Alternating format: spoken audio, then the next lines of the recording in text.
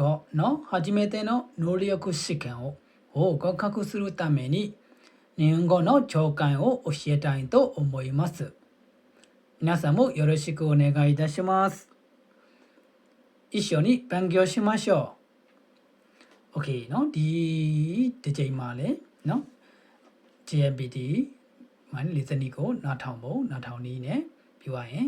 ဒီတွေကနေတော့အမြဲပြောနေကြဖြစ်တယ်။နောက်မသိတဲ့စက်လုံးတွေမှတ်မယ်မသိတဲ့ပုံပုံတွေကိုမှတ်မယ်ပြောရလို့ရှိရင်နောက်ကနေတူတူလိုက်ပြောမယ်အတူတူဘာသာပြန်ကြည့်မယ်ပေါ့နော်။ပြီးသွားရင်အဖြေဘယ်လိုရွေးရတယ်သူမေးချင်တဲ့မိကုံကဘာလဲဆိုတာကိုကျွန်တော်တို့တွေအတူတူရွေးချယ်ကြည့်မယ်ပေါ့နော်။ Okay နော်ပထမဆုံးကနားထောင်မယ်ပေါ့နော်7番学校で先生が学生に話しています。学生は来週何を持っていきますか？来週のテストは12時に始まります。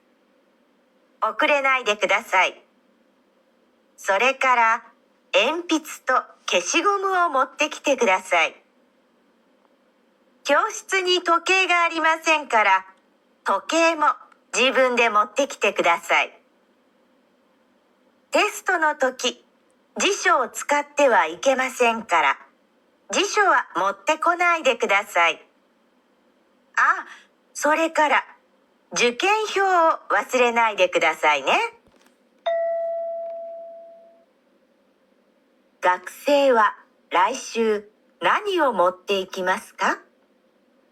Okay နော်အတူတူနားထောင်ပြီးပါပြီဖြစ်တဲ့အတွက်ဒီချိန်မှာကြတော့အတူတူလိုက်ပြောကြမယ်ပေါ့နော်ပြောရရင်တစ်ခုပြီးတစ်ခုပေါ့နော်ဒီနေ့နော်တစ်ခန်းပြီးတစ်ခန်းပေါ့နော်ပြီးလာတဲ့အတွက်ကြောင့်မို့နော်လေစနီချောကိုင်းကလည်းတဖြည်းဖြည်းနဲ့နည်းနည်းရှည်ရှည်လာတယ်ပေါ့နော်အဲ့တော့နေ့တိုင်းကျွန်တော်တင်ပြအောင်ကြိုးစားပေးမယ်ပြီးသွားလို့ကြည့်လို့ရှိရင်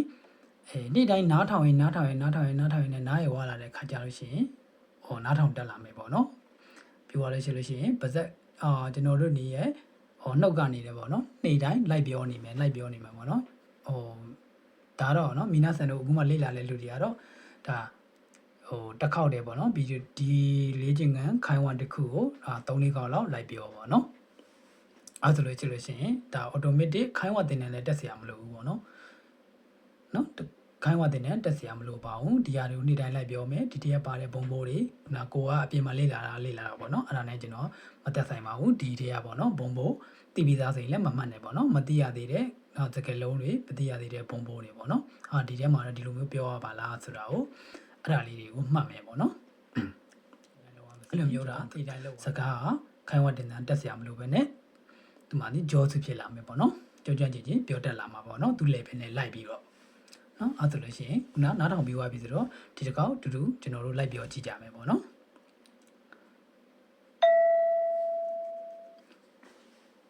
7番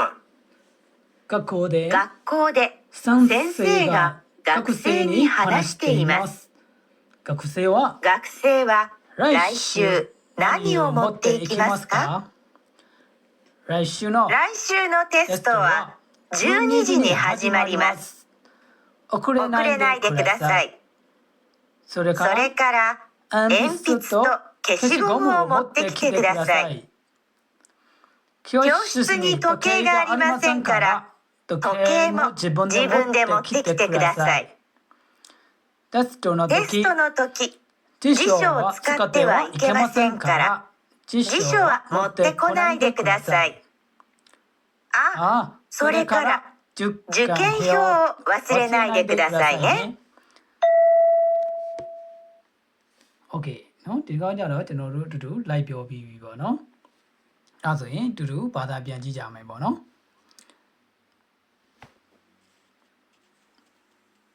学校で先生が学生に話しています。Okay နော်学校でတဲ့ကျောင်းမှာ先生が学生に話していますနော်ကကိုကျောင်းမှာတဲ့စံစီဆရာကနေပြီးတော့เนาะဆရာကနေတဲ့ကကုစီနီကျောင်းသားကိုတဲ့เนาะကျောင်းသားစီတို့ပေါ့เนาะ話していますเนาะကျောင်းသားတွေကိုစကားပြောနေပါတယ်တဲ့学生は来週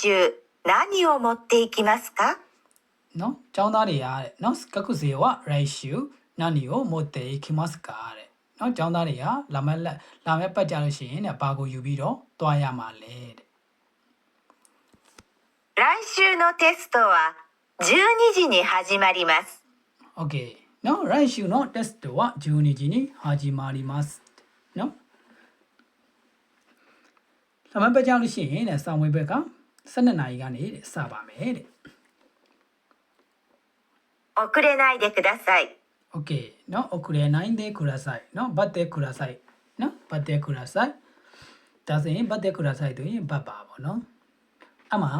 အခုလည်းနော်မတ်ကို9ဖောင်ပြောင်းမယ်ပေါ့နော်ဒါအခုလည်း master ကဘတ်တူဖြစ်တဲ့အတွက်နော်မတ်ကိုဖြုတ်လိုက်မယ်9ပေါ့နော်ဒါဆို9တဲ့ခူရာဆိုင်ပေါ့နော်အခုလည်း9တဲ့ခူရာဆိုင်နော်နောက်မကြပါနဲ့တဲ့ それから鉛筆と消しゴムを持ってきてください。 โอเคဆိုတဲ့ခါတော့ ambis တော့ကဲရှိကုံးမှုကိုမို့တဲ့ခိတဲ့ခူရာဆိုင်နော်ဆိုတဲ့ခါတော့တဲ့နော်ဒီကနေပြီးတော့နော်သူကနေသူဟိုဘက်ကနေတော့အဲ့ကနေတော့စပြီးတော့ဗောနော်စကားကိုဆက်ချင်တာဗောနော်စကားဆက်တွေဗောနော်ဒီကောင်တွေကအဲ့ဆိုရင် ambis တော့တဲ့ဒီမှာနော် ambis တဲ့ခန်းကြီးမသိရင်မှတ်ပါမယ်ခဲရှိကုံးမှုဗောနော်ခဲရှိကုံးမှုမသိတဲ့ခန်းကြီးမှတ်ပါမယ်ဗောနော်ဟိုတဲ့မို့တဲ့ခိတဲ့ခူရာဆိုင်နော်ခုနကပတ်တဲ့ခိတဲ့ခူရာဆိုင်အခုနနော်ဘတ်တဲ့ခူရာဆိုင်နဲ့ဒီကကြတော့နှလုံးစင်သွားပြီနော်မို့တဲ့ခိတဲ့ခူရာဆိုင်ဘတ်တဲ့ပြီးတော့ခိတဲ့ဆိုတာကလာလို့ပြောချင်တာပေါ့နော်ခိတဲ့ခူရာဆိုင်ပြီးတော့လာပေးပါလို့ပြောချင်တာနော်အဲ့တော့လာပေးပါလို့ပြောချင်တာဆိုတော့အရှိကမို့တဲ့ခိတဲ့ခူရာဆိုင်နဲ့ပြောမယ်ဆိုရင်တော့ယူလာပေးပါလို့ပြောချင်တာပေါ့နော်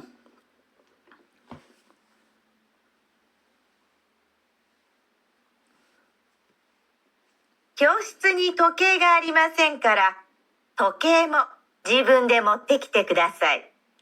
โอเค教室に時計がありませんから時計も自分で持ってきてください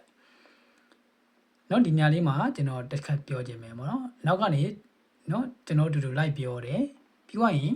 ကျွန်တော်တို့ခုတူတူဘာသာပြန်တယ်ပေါ့နော်ဘာသာပြန်ပြီးတော့ကျွန်တော်တစ်ခေါက်ဖတ်လိုက်တယ်ပေါ့နော်အ教室に時計がありませんから時計も自分で持ってきてくださいနော်ကျွန်တော်တို့ဖတ်တာမြန်သွားပြီပေါ့နော်ဒါဆိုတော့ကျွန်တော် listening ကိုနားထောင်လာလဲနားရဝလာမယ်နောက်ကလိုက်ပြောခြင်းအဖြစ်ပေါ့နော်ဒါမီနာဆန်တို့ကတော့နောက်ကြိမ်3ကြိမ်လောက်နော်ဂျပန်စာကိုတကယ်တက်ချင်တယ်တကယ်ကြိုးစားချင်တဲ့စိတ်ရှိတဲ့သူကပေါ့နော်ငါဂျပန်စာတက်ချင်တယ်ဂျပန်စကားပြောချင်တယ်ဆိုတဲ့လူတွေပေါ့နော်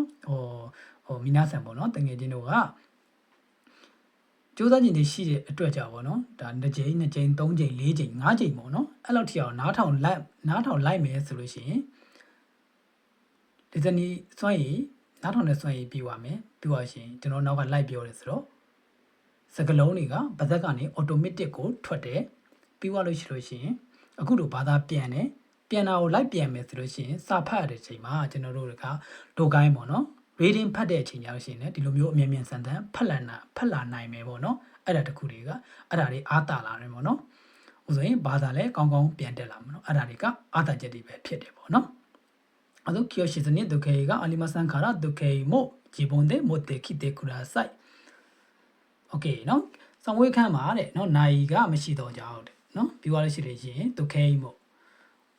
နော်နိုင်ကမရှိတော့ကြောက်時計もတဲ့နော်နိုင်လည်းပဲတဲ့自分で持ってきてくださいတဲ့နော်ကိုမိုင်ကိုယူလာပေးပါတဲ့နော် OK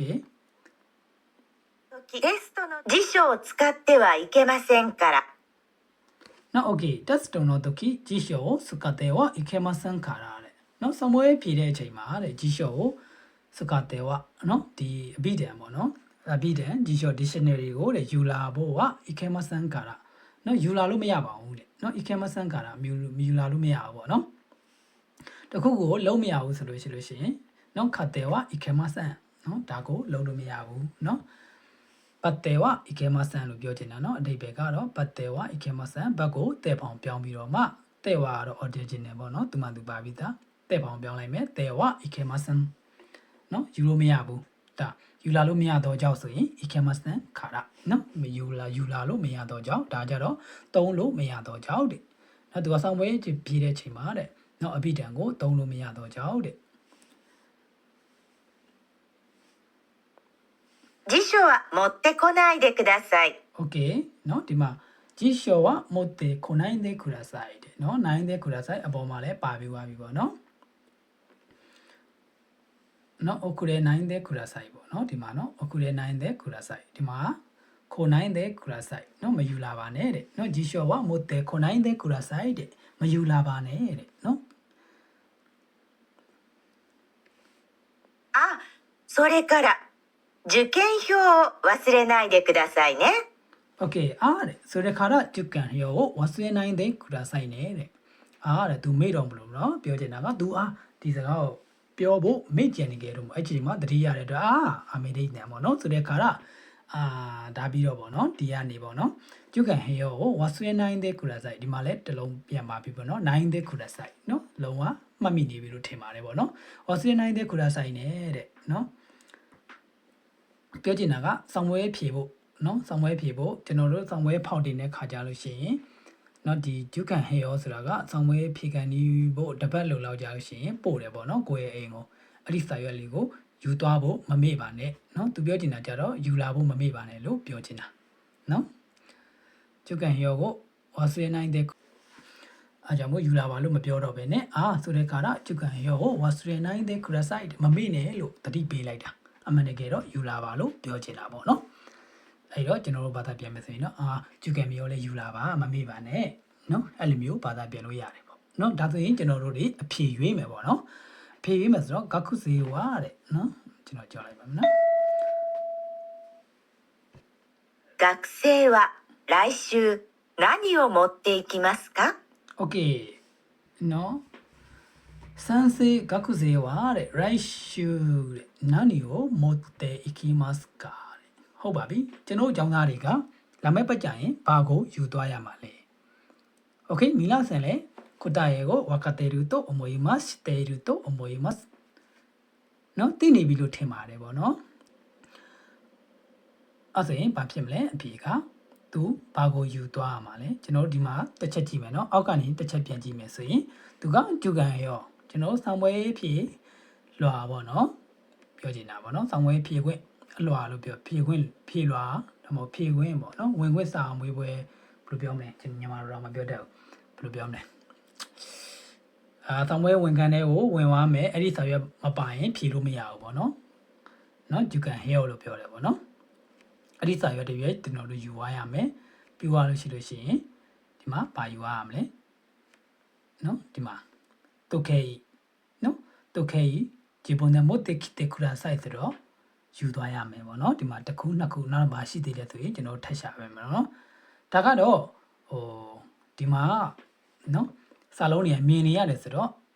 ဒါရှားတာလွယ်တယ်ဗောနော်ပြန်ပြီးတော့ကြည့်ရတာလွယ်တဲ့အတွက်အဖြေကလုံးဝအမှန်ရွေးလို့ရတယ်ဗောနော်ကျွန်တော် GMPT စောင့်ဝဲကြရရှင်နေစနီနားထောင်လေဆိုတော့ဘာမှမမြင်ရဘူးပေါ့နော်ကိုတို့သူတို့ပြောတဲ့အတန်ကိုကိုနားနဲ့နားထောင်လိုက်မယ်ကိုဘလောက်နားလဲတယ်ဆိုတာကိုသူတို့ကစမ်းသပ်တာဖြစ်တဲ့အတွက်ဒီလိုစာလုံးတွေကပေါ်နေမှာမဟုတ်ဘူးပေါ့နော်အဲ့ဒီမှာမှကိုက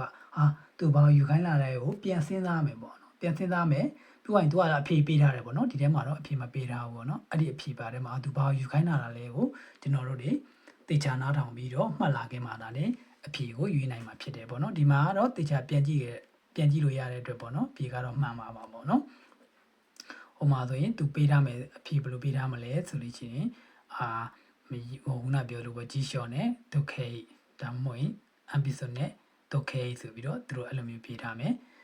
အဖြေမှားတွေရောပေါ့နော်ပြောရင်သူတို့တကယ်လို့အဖြေမှန်ပေးထားမယ်ဆိုရင်အမ်ပီဆိုရဲ့ခက်ရှိကောမှုရဲ့ဒုက္ခေရဲ့ပြောရင်ဂျူကန်ဟီယိုရင်ဆိုပြီးတော့၄မျိုးပေးထားမှာပေါ့နော်အဲ့ဒါကအဖြေမှန်ဖြစ်ပါလိမ့်မယ်ပေါ့နော်အဲ့ဒါတော့အမ်ပီဆိုရဲ့ခက်ရှိကောမှုရဲ့2ခုယူရမယ်ပြောရင်ဒုက္ခေရဲ့3ခုယူရမယ်ပြောရင်ဂျူကန်ဟီယိုရဲ့ဆိုတော့4ခုယူသွားရမယ်ပေါ့နော်အဖြေမှန်ကတော့အမ4ခုပါတဲ့ဟာအဖြေမှန်ဖြစ်ပါလိမ့်မယ်ပေါ့နော်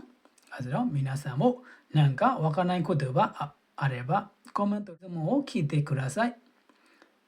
皆さんもこれから日本語を勉強してくださいまた明日バイバイ